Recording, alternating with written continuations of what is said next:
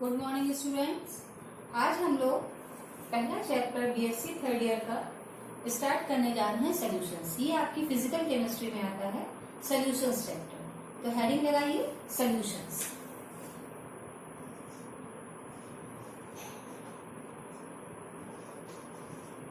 बहुत ही जाना पहचाना नाम है, इसको आप 11th और 12th क्लास में भी पढ़ चुके हैं। इसमें नया कुछ भी नहीं है, जो भी आप पढ़ेंगे जस्ट रिवीजन होगा आपका और थोड़ा सा पार्ट बाद में एक्सटेंड होगा।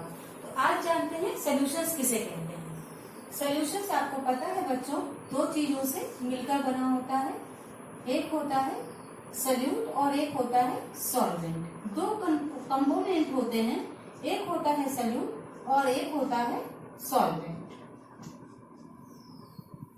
सॉल्यूट वो है जिसे कि घोला जाता है, सॉल्वेंट वो है जिसमें हम घोलते हैं। फॉर एग्जाम्पल, अगर हम एक ये बीकर ले लिया, हमने बीकर में हमने वाटर लिया और इसमें ऐड किया है हमने थोड़ा से शुगर पार्टिकल। ये जो शुगर पार्टिकल ऐड किए हैं ये इसमें जाकर ऐड हो जाते हैं। इसमें थोड़ी देर बाद हम देखते हैं ये शुगर पार्टिकल अपनी आइडेंटिटी खो देते हैं और वैसे ही हो जाते हैं जैसे कि ये सॉल्वेंट के पार्टिकल हैं, और दोनों मिलकर क्या बनाते हैं सॉल्यूशन। ये है सॉल्यूट, ये है सॉल्वेंट, और जब दोनों मिक्स हो जाते हैं तो बन जाता है सॉल्यूशन। जब दोनों मिक्स हो गए तब बन जाएगा सॉल्यूशन। क्लियर है? ये बात आप पढ़ चुके हैं। सॉल्यूशन की एक प्रॉपर्टी होती है बच्चों, ये होमोजीनस मिक्सचर बनाता है। होमोजीनस मतलब हर तरफ एक जैसी प्रॉपर्टी होगी। अगर हम एक बकेट में शरबत खोलें, उसमें वाटर डालें और शुगर डालें और उसमें से 1 ग्लास ऑफ शरबत को बाहर निकालें तो देखेंगे उसकी मिठास, उसकी कंसेंट्रेशन उतनी ही है शुगर की जितनी इसमें 1 बकेट में थी। वो उतना ही मीठा लगेगा जितना कि आपने ज्यादा अमाउंट में बनाया था। इसका मतलब इसमें कंसेंट्रेशन समान रूप से पूरे में एक जैसी फैली रहती है। तो ये सॉल्यूशन की एक क्वालिटी होती है। दूसरी बात, सॉल्वेंट हम उसे कहते हैं, हम पहचानेंगे कैसे क्या सॉल्यूट है और क्या सॉल्वेंट है। तो सॉल्वेंट वो है जो लार्ज अमाउंट में प्रेजेंट होता है, जो लार्ज अमाउंट में हो, ज्यादा मात्रा में हो, उसे बोलेंगे सॉल्वेंट। और जो लेस अमाउंट में हो, कम मात्रा में हो, उसे बोलेंगे सॉल्यूट। ठीक, पहली बात तो हम ऐसे पहचान सकते हैं, सॉल्यूट वो है जो कम अमाउंट में होगा, सॉल्वेंट वो है जो ज्यादा मात्रा में होगा। दूसरी बात ये कि जो आपका सॉल्यूट है या सॉल्वेंट है, फाइनली जिस कंपोनेंट की सॉल्यूशन में जो है फाइनली जिस कंपोनेंट की अवस्था को ग्रहण कर ले वही सॉल्वेंट होगा। मतलब कि अगर हमने वाटर और शुगर लिया है तो फाइनली आप देखते हैं जो सॉल्यूशन बनता है वो भी लिक्विड फॉर्म में बनता है, क्योंकि सॉल्वेंट आपका लिक्विड फॉर्म में था। तो जिस फॉर्म में सॉल्वेंट होता है सॉल्यूशन उसी फॉर्म में आ जाता है। इसलिए क्या होगा, सॉल्वेंट वही होगा जो सॉल्यूशन का फिजिकल फॉर्म होगा, सॉल्वेंट का फिजिकल फॉर्म भी वही होता है। ठीक, तो ये दो क्वालिटी हो गई। सॉल्वेंट एक तो लार्ज अमाउंट में होगा और सॉल्यूशन वही रूप लेगा जो सॉल्वेंट का रूप होगा। ठीक, तो इस प्रकार से हम सॉल्यूट और सॉल्वेंट में डिफरेंशिएट कर सकते हैं। अब मान लो अगर हमसे कहा जाए 20%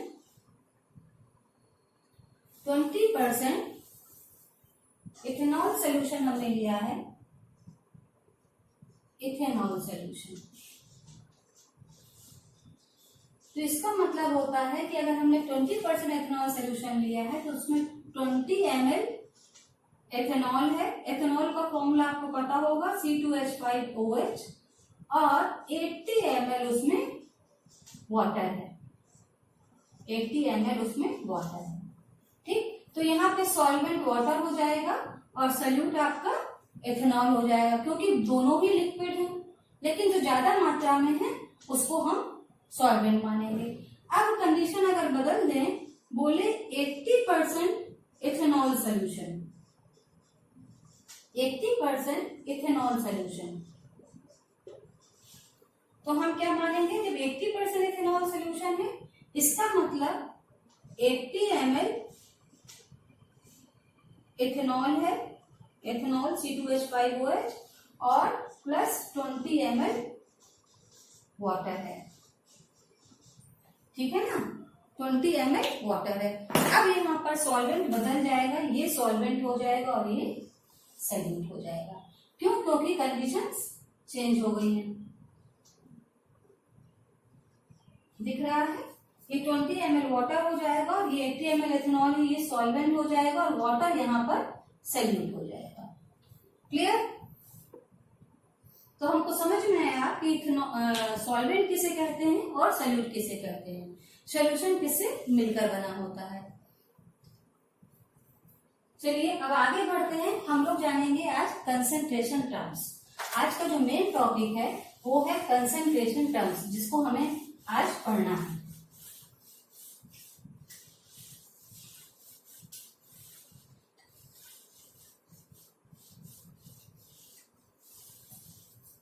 तो बच्चों हेडिंग लगाइए कंसंट्रेशन टर्म्स। ये आप पहले भी पढ़ चुके हैं, लेकिन आज मैं एक एक टर्म्स को डिफाइन करते जाऊंगी। कंसंट्रेशन टर्म्स इंपॉर्टेंट है, इस पर आधारित न्यूमेरिकल्स बच्चों आते रहते हैं।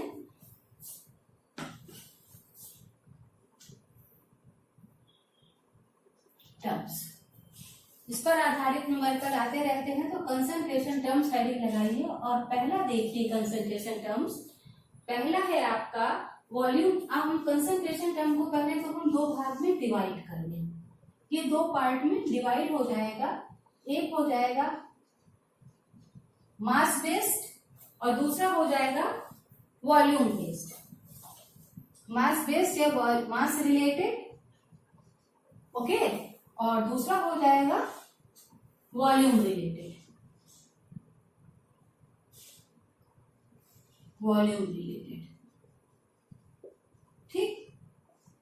कंसंट्रेशन टर्म जो हम पढ़ रहे हैं ये दो तरह के होते हैं, एक वॉल्यूम रिलेटेड, दूसरा मास रिलेटेड। तो वॉल्यूम रिलेटेड में हेडिंग डालिए।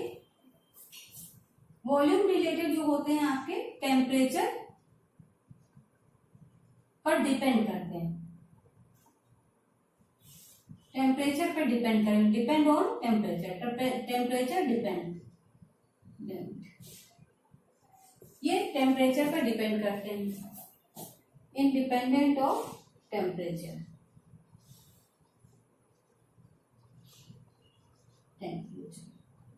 ये टेम्परेचर का इन पे कोई प्रभाव नहीं पड़ता है और इन पर टेम्परेचर का प्रभाव पड़ता है कभी कभी, क्योंकि एग्जामिनर पूछ लेता है कि कौन से कंसंट्रेशन टर्म से टेम्परेचर का प्रभाव नहीं पड़ता है, या ऐसे कौन से टर्म है जिन पर टेम्परेचर का प्रभाव पड़ता है।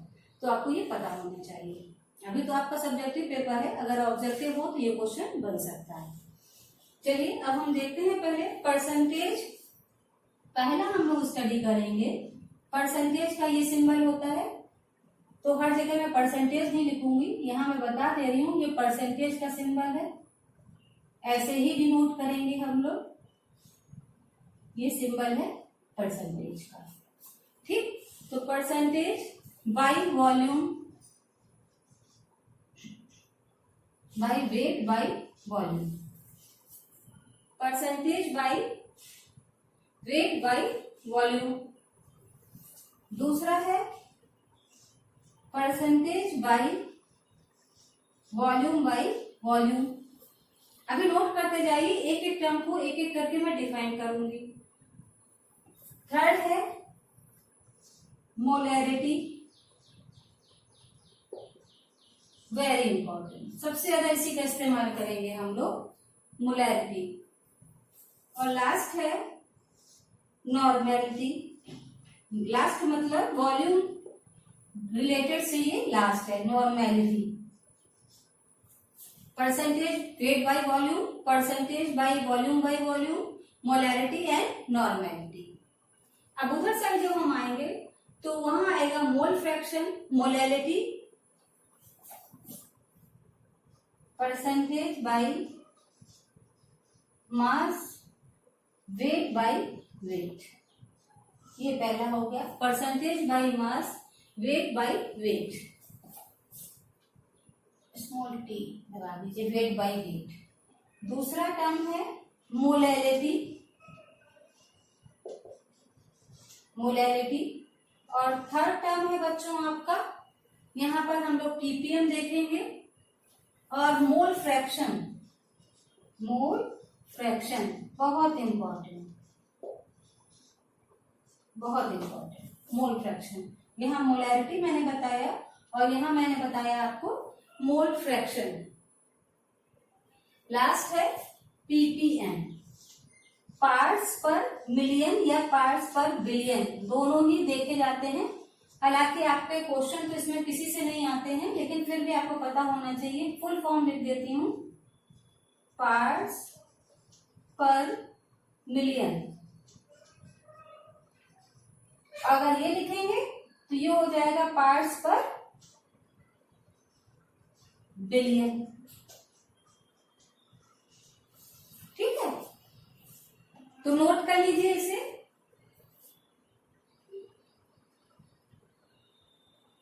अब हम लोग एक एक टर्म को डिफाइन करते हुए आगे बढ़ेंगे। ये नोट कर लिया।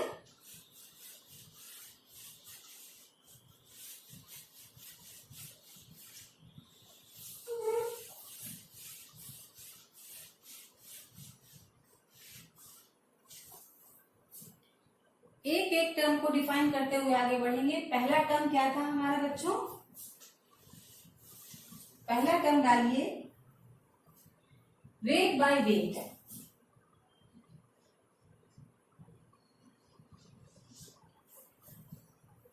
वेट बाय वेट,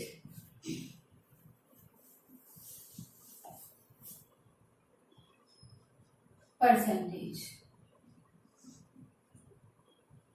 हेडिंग लगाइए वेट बाय वेट परसेंटेज। इसका फॉर्मूला लिख लीजिए, मास of solute upon mass of solution into 100। क्योंकि परसेंटेज निकाल रहे हैं तो 100 से मल्टीप्लाई करना जरूरी है। अब मान लीजिए एक एग्जाम्पल लें हम लोग, ए सोल्यूशन ऑफ, इससे आपको ही समझ में आ जाएगा। ये एग्जाम्पल ले रही हूं, a solution of NaCl in water is, in water is 5%। Percent का सिंबल मैंने बता दिया था, यही लगाना है। Weight by weight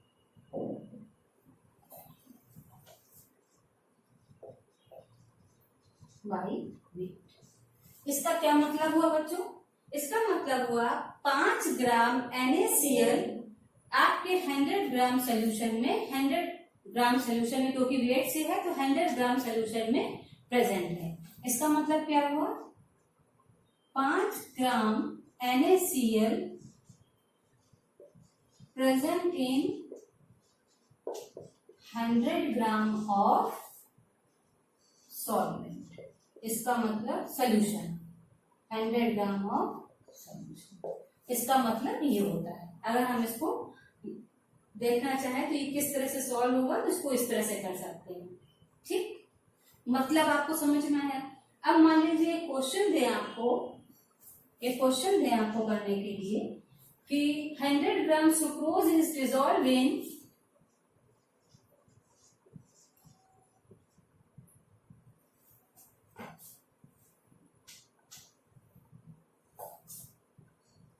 100 gram sucrose is dissolved in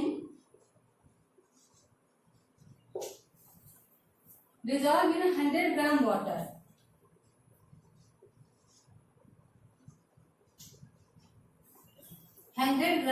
water. Find weight by weight percentage. अगर इसको सॉल्व करना हो तो हम लोग क्या करेंगे? फॉर्मूला रखेंगे, इसी फॉर्मूले को अप्लाई करना है। इसी फॉर्मूले के मास ऑफ सॉल्यूट कितना दिया गया है 100 ग्राम। सुक्रोज का मास कितना दिया गया है 100 ग्राम दिया गया हुआ है, सॉरी 10 ग्राम। 100 मान लेंगे तो 100 में डिजोल्व कैसे होगा, है ना। 10 gram of sucrose is dissolve in 100 gram of water. तो मास ऑफ सॉल्यूट रख लेंगे, इसी फॉर्मूले को अप्लाई करना है। तो मास ऑफ सॉल्यूट दोबारा फॉर्मूला लिखने की जरूरत नहीं है, तो वेट बाय वेट परसेंटेज लिखेंगे। मास of solute upon present in 100 gram of solution दिया गया है आपको, ठीक। 100 ग्राम ऑफ सोल्यूशन, ठीक। तो आपने यहाँ क्योंकि सोल्यूशन दे दिया गया है तो अब आपको इसमें कुछ ऐड करने की जरूरत नहीं है, इनटू 100 आप कर देंगे, ठीक। 100 से 100 कट जाएगा, ये 10 आ जाएगा। सिंपल था। अब हम क्या करें, इस 100 ग्राम सोल्यूशन की जगह यहाँ पर 100 ग्राम ऑफ वाटर लिखते हैं। अब चेंज हो जाएगा ये, अब ये चेंज हो जाएगा क्योंकि 100 ग्राम ऑफ वाटर लिख दिया हमने। अब क्या होगा, क्योंकि हमें यहाँ पे लिखना था मास ऑफ सोल्यूशन, पहले 100 था, अब इन्होंने वाटर दे दिया। वाटर यहाँ पर सॉल्वेंट है। सोल्यूशन क्या होता है आपका बच्चों, सोल्यूशन आपका होता है सोल्यूट प्लस सॉल्वेंट होता है। तो सॉल्वेंट दिया हुआ है 100 ग्राम वाटर और सोल्यूट आपको दिया गया है 10 ग्राम। तो हम यहाँ पे क्या करेंगे, 10 अपॉन 10 प्लस 100 इंटू 100, मतलब 10 अपॉन 110 गुणा 100 और इसको सॉल्व कर लेंगे, जो भी आएगा वही आपका आंसर होगा, है ना। इसको जब सॉल्व करेंगे जो भी आएगा वो आपका आंसर हो जाएगा। 100 अपॉन 11 करेंगे करीब 11/99, फिर पॉइंट लगेगा, मतलब इसी तरह से ये सॉल्व हो जाएगा परसेंटेज, ठीक है। 0, ठीक। समझ में आया, वेट बाय वेट परसेंटेज समझ में आया कि कैसे निकालते हैं। चलिए अब हम लोग दूसरे टर्म में आते हैं। ये पहला टर्म हम लोगों ने क्लियर कर लिया, वेट बाय वेट।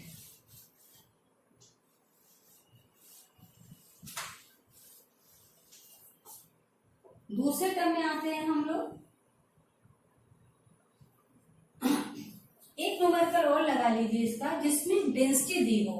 तो आप मास को कैसे निकालेंगे, डेंसिटी का मास और वॉल्यूम से रिलेशन तो खैर आप क्लास 6 से पढ़ते आ रहे हैं, लेकिन फिर भी जो है मैं बता देती हूँ। 10 gram of NaCl, 10 gram of NaCl is present in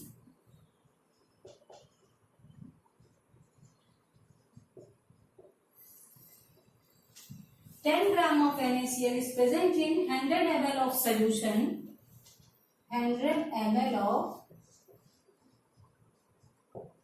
solution। लिख लीजिए, find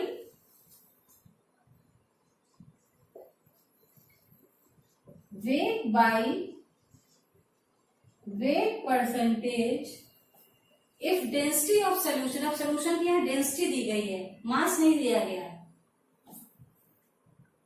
If density of solution is 1.2 gram,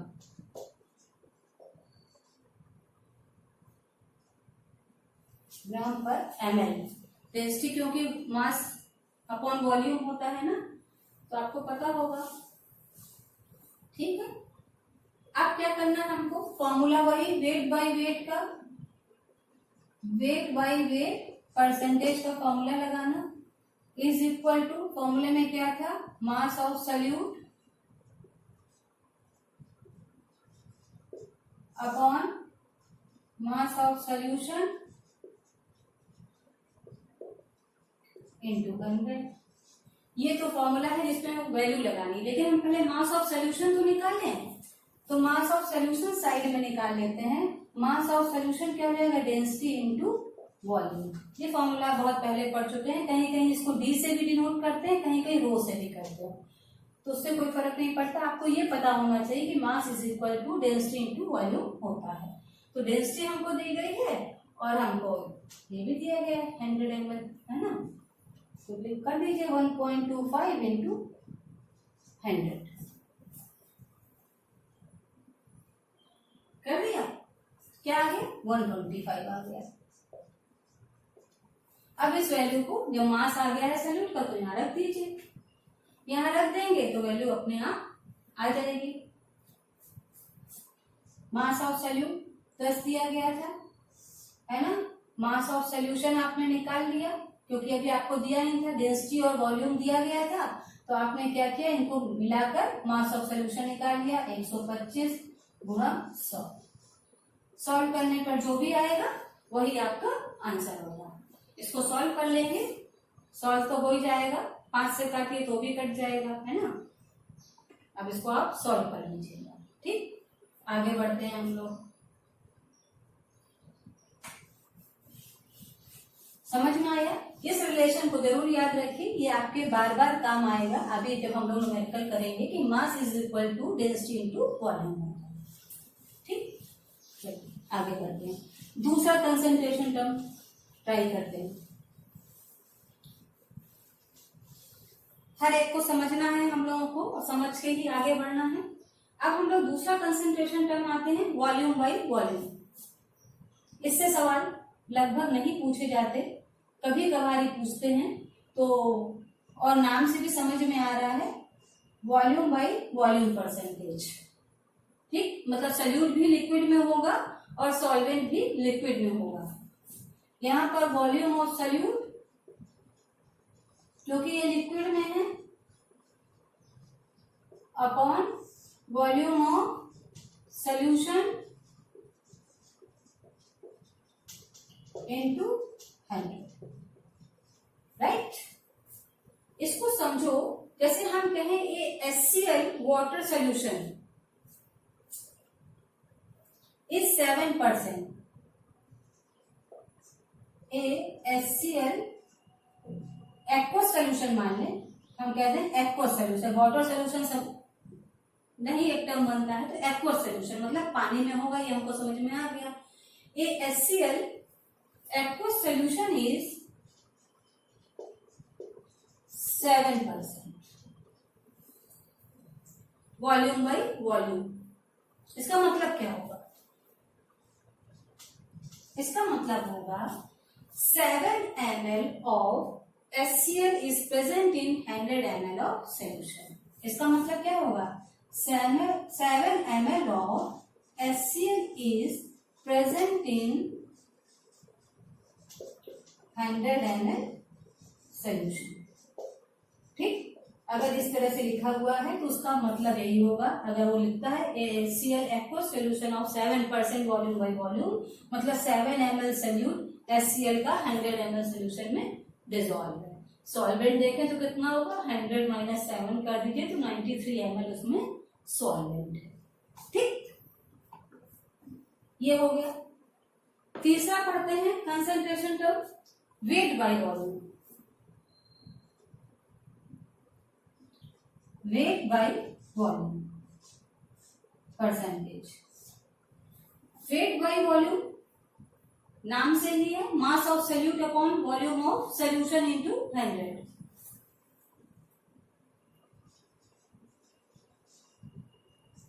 mass of solute upon weight by volume है, upon volume of solution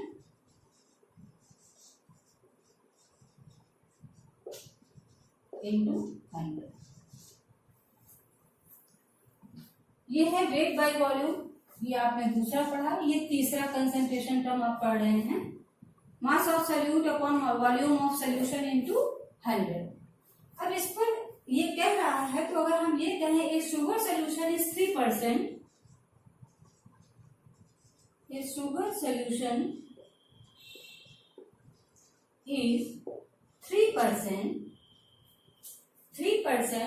wait by volume, weight by volume. तो इसका मतलब क्या होगा? अगर ऐसा क्वेश्चन में बोलता है तो इसका मतलब क्या होगा? इसका मतलब होगा कि हमारा 3 ग्राम शुगर जो है हमारे 100 ml ऑफ सोल्यूशन में प्रेजेंट है। इसका मतलब क्या हुआ? 3 ग्राम सल्यूट मतलब शुगर है यहाँ पर solute, present in 100 ml of solution. ठीक, बात समझ में आई? चलिए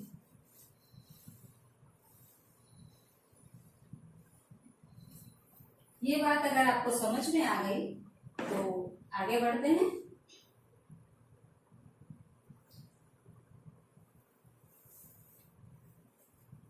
चलिए आगे बढ़ते हैं तो हम लोग करते हैं मोल फ्रैक्शन। चौथा टर्म है हमारा मोल फ्रैक्शन।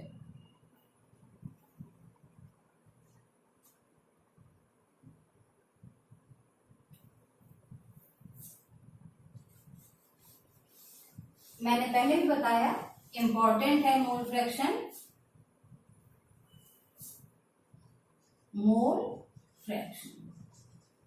और इसकी जरूरत पूरे चैप्टर में आगे पड़ती ही रहेगी।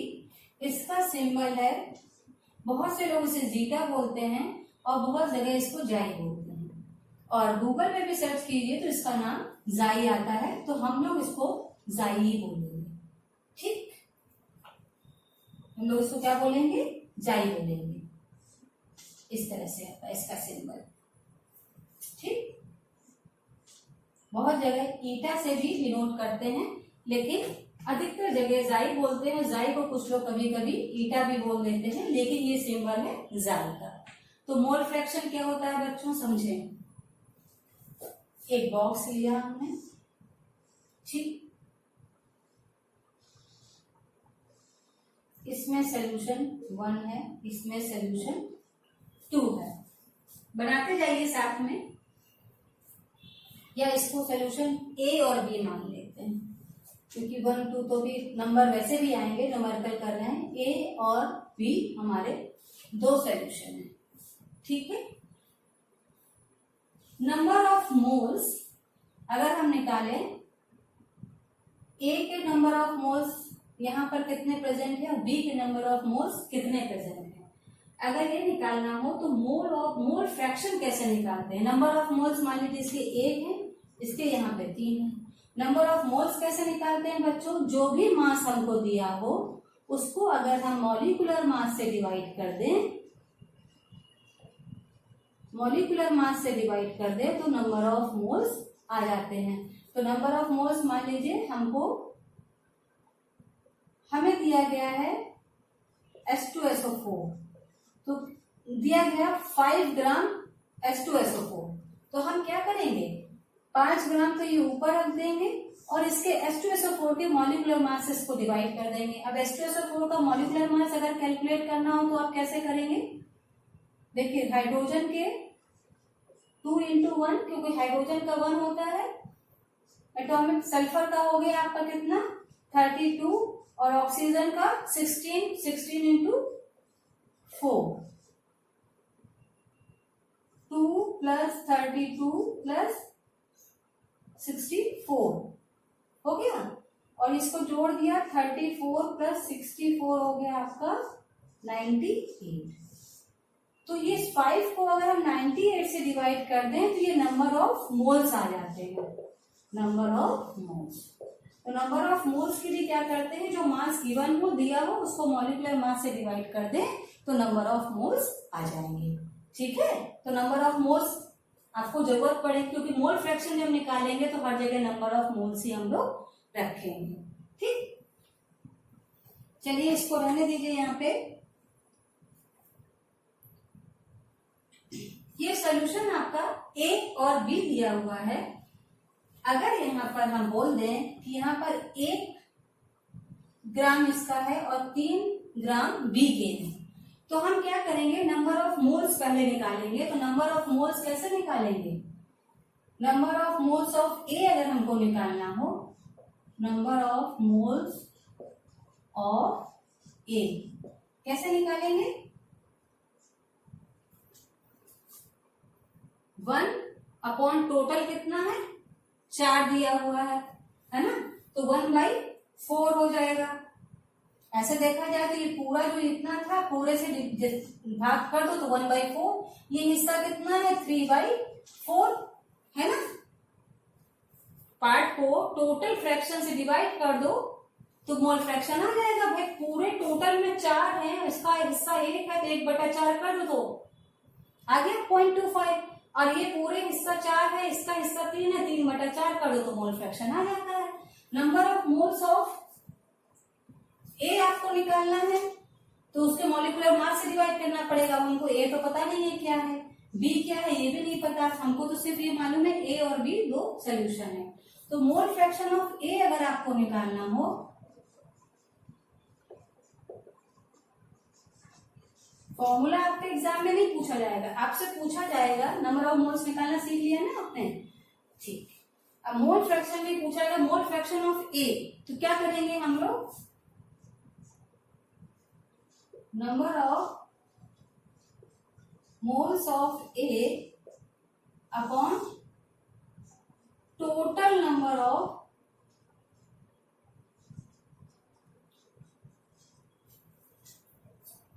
Moles of A and B. A B के टोटल नंबर ऑफ मोल्स जितने होंगे वो रख देंगे। अगर number of moles of mole fraction of आपको बी निकालना हो तो कैसे निकालेंगे? Number of moles of B upon number of moles of A plus number of moles of B. Number of moles of B plus number of moles of ए। इस तरह से हम लोग इसको निकालते हैं। मतलब मोल फ्रैक्शन कैसे निकालते हैं किसी भी कंपोनेंट का? Number of moles of the given component upon total number of moles in the solution, ठीक। तो सोल्यूशन में जितने भी आपको मोल्स दिए हुए हैं उससे अगर आप फ्रैक्शन को डिवाइड कर देंगे तो number of moles of given component आ जाएगा। तो फॉर्मूला आप लिख लीजिए, mole fraction of a component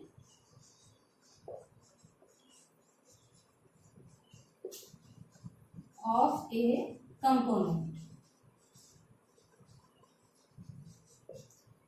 is equal to number of moles of the given component, number of moles